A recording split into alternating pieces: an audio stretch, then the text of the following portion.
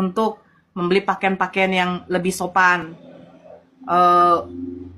Tempat saya tuh, kalau Pak Ega tahu, tempat saya kalau mau pergi ke jalan besar itu harus pakai becak dayung. Ya Pak Ega.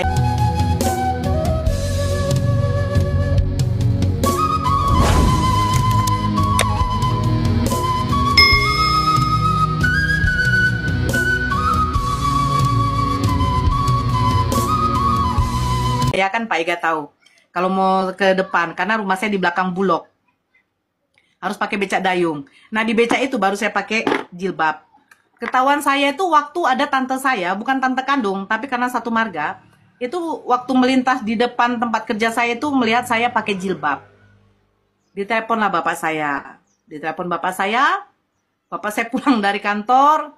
Taulah kalau pegawai dia punya sepatunya sepatu yang model panjang itu. Saya ingat sampai di rumah tuh tidak ada kata-kata lagi. Saya dipaksa tarik masuk, jilbab saya memang sudah ditarik, dibuka, dibawa masuk ke rumah itu, sepatunya itu diambil. Pertama kali tuh yang dia tampar saya tuh ini, Pak, memang situ waktu itu lebam. Bayangkan, mungkin saking marahnya dia, wajar. Ditampar, saya dipukul lagi badan saya. Didorong lagi. Sampai mama saya nangis. Sampai mama saya bilang begini, mau kau bunuh anakmu itu? Mau kau bunuh anakmu itu? Bapak saya jujur, sampai ambil, saya nggak usah bilang apanya ya, sampai ambil kayak celur itu yang di belakang rumah, yang biasa untuk parang lah, yang untuk cincang B2 itu. Bagus ku potong kepala kau itu ya. Menggunakan bahasa binatang lah. Babi kau katanya. Saya diam aja nangis gitu. Makanya kalau dibilang masuk Islam itu enak tuh enggak loh. Ngeri. Ya saya mendapatkan perlakuan kayak begitu. Saya merasa di situ kok kayak saya ini kayak laki-laki dibuat, maksudnya pukulan orang tua ini nggak mikir ini anak gadismu yang kau pukul gitu. Makanya sampai bapak saya tuh nangis tuh, mau kau bunuh anakmu ini, mau kau bunuh anakmu ini, begitu loh. Ya, bagus ku bunuh dia. Buat malu aja dia ini. Si pakai bahasa binatang lah lagi. Akhirnya nggak bisa lagi kau kerja. Coba bongkar lemarinya tuh. Dibongkar. Dulu bensin itu masih harga 2.000 satu botol Aqua, saya ingat. Dibelilah bensin, dibakarlah semuanya itu kecuali Al-Qur'an. Al-Qur'an memang Bapak tidak terlihat dia atau bagaimana? Pokoknya Al-Qur'an itu masih di lemari. Saya kalau ingat itu ya Allah. Dibakar, saya tidak bisa keluar rumah. Hanya di kamar terus. Mama biasanya jarang masak gondit, jarang. Ini masak terus. Kasih ke kamar. Makan itu. Kalau nggak makan, kok biar aja kau mati. Memang nggak ada pilihan lain. Tapi adik saya yang Kristen ini, yang udah nikah ini baik kali.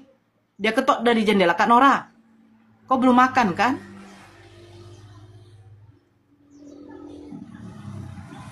Waktu itu uang saya tuh sudah diambil semua. Biar jangan ada cara saya tuh biar tidak makan gitu. Enggak, saya bilang. Ini ada nasi bungkus. Makanlah, katanya. Saya makan itu. Adik saya yang kasih. Kadang kalau nggak ada uangnya sekali sehari itu saya makan. Asalkan jangan saya makan lagi ini. B2 ini. Itu nanti B2 itu saya kasih ke adik saya. Karena adik saya masih Kristen. Gitu. Sampai begitu. Sampai datang Ibu Ustazah Fadilah itu mengirimkan orang ngasih tahu bahwa ada yang mau melamar saya. Itu beberapa bulan kemudian setelah saya masuk Islam. Saya masuk Islamnya itu bulan 6. Saya menikahnya itu sekitar bulan 9, bulan 10. Pelamarannya itu.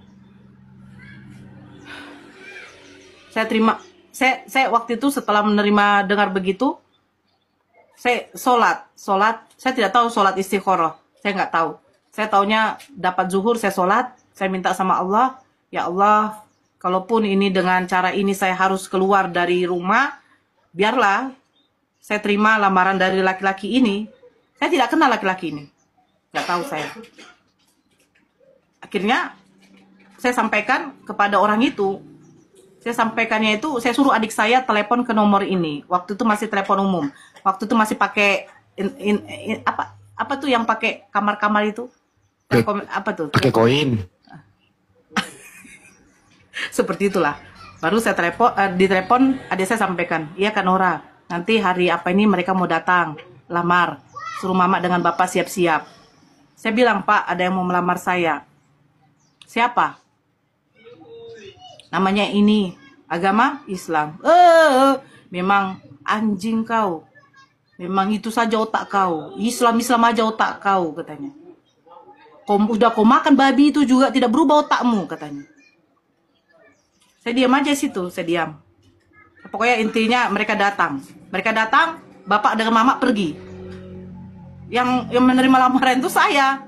Ditanya sama keluarga, mana orang ada pesta. Tapi mereka maklum. Karena mereka udah lihat, udah kurus. Ini mukanya udah kayak orang yang tidak apalah. Macam mana lah, berapa bulan. Ya makan sekali. Kadang kalau ada uang adek dikasih 2 kali. Dipikir mama bapak saya sudah makan B2 itu, padahal tidak. Akhirnya bapak izinkan saya tuh menikah. Sebenarnya diizinkan. Dibilang mama, bapak sudah ikhlas kalau kau menikah nak. Tapi jangan marah kalau dia tidak datang ke ijab kabulmu. Ke nanti kalian pemberkatan nikah. Dia bilang pemberkatan. Di mana kau menikah? Di KUA. Itu omongan mama. Rupanya pada waktu saya pakai baju kebaya untuk nikah, ijab kabul, bapak rupanya nggak tahu. Saya menikah hari Jumat. Bapak nggak tahu. Bapak bilang, adik berbohong, ini Kak Nora ada kawannya mau menikah, Pak. Dia pandongannya.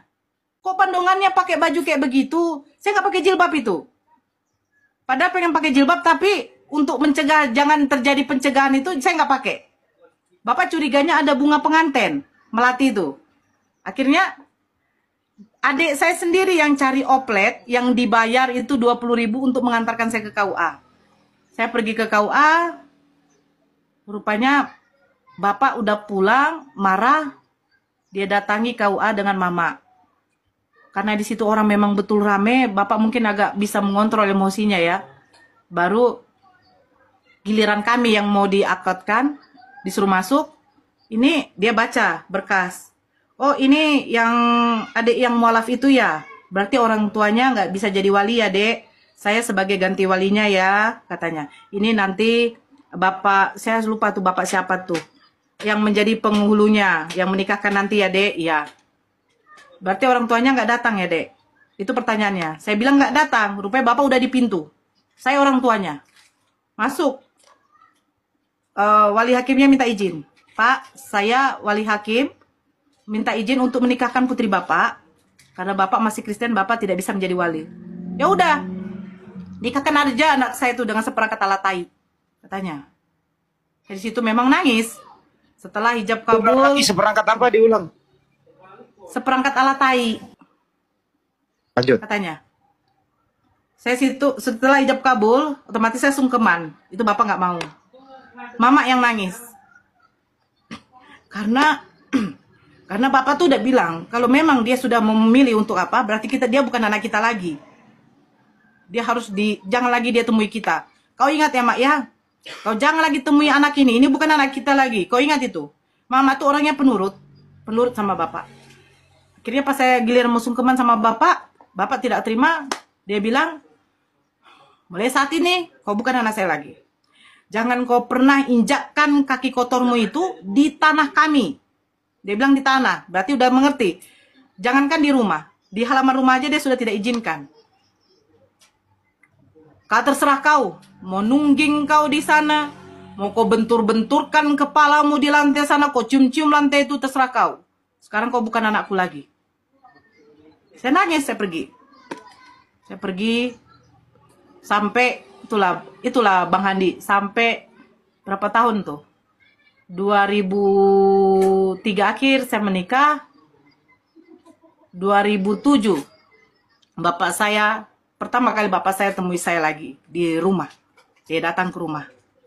Dia datang ke rumah yang seperti saya bilang tadi, dia datang ke rumah, dialah orang yang pertama kali untuk meminta disyahadatkan waktu itu.